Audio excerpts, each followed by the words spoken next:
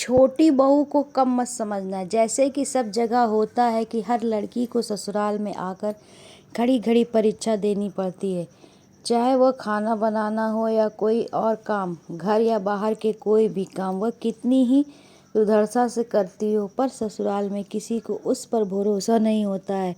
ससुराल में सब लोग उसे अनाड़ी ही समझते हैं। ऐसे ही एक कहानी है नव्या की नवीन से नई नई शादी हुई है। नवीन अपने घर में सबसे छोटे थे। अब नव्या छोटी बहू। नवीन के परिवार में उसकी माँ और बड़े भाई भाभी एवं एक बड़ी दीदी जीजा जी हैं। भाई भाभी बेंगलोर में रहते हैं। एक दीदी जिनका नाम नीति है, वह भी बेंगलोर में ही रहते हैं। नव्या और नवीन अपनी माँ के साथ आगरा में ही रहते हैं। नवीन के पिताजी का कुछ समय पहले ही स्वर्गवास हो गया था। नव्या की सासू माँ को किसी भी काम में नव्या पर बिल्कुल भी भरोसा नहीं था। वह जब भी किसी काम को करना शुरू कर दे तो उसकी सासू माँ उसे उसकी जेठानी रेवा के बारे में बताने लगती थी। अरे बहू, रेवा न ऐसे नहीं करती है, तुम भी ऐसे मत करो। तुम एक बार पहले रेवा से पूछ लेना। और जब वह घर गृहस्थी का कोई सामान खरीदने जाने का सोचती थी तो सासू माँ उससे कहती है, तुम ना पहले रेवा से सलाह ले लेना, उसे सब कुछ बहुत अच्छे से करना आता है। इसी तरह नव्या की सासू माँ बार बार नव्या को टोकती रहती थी।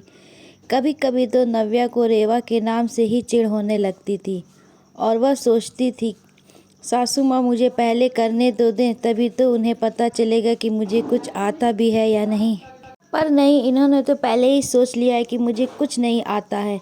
नव्या इन सब से बहुत तंग आ चुकी थी, तो उसने सोचा कुछ ऐसा किया जाए कि सासू माँ को बुरा भी न लगे और मेरा काम भी बन जाए। तब नव्या ने एक युक्ति निकाली।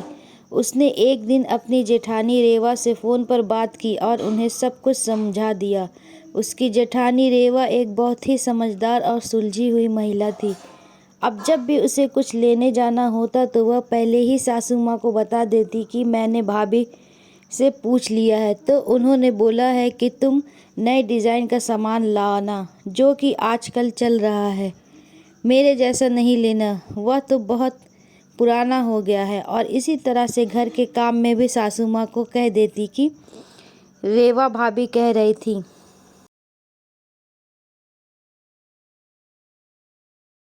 फला सब्ज़ी ऐसे बनाओ तो बहुत स्वादिष्ट बनती है।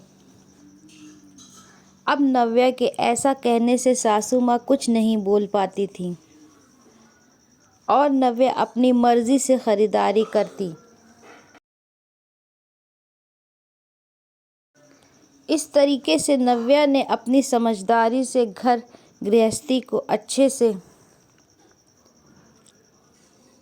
व्यवस्थित कर लिया। और अब तो सासू माँ भी समझ गईं कि नव्या को भी सब कुछ आता है, वह भी रेवा और नीति से कम सुधर नहीं है।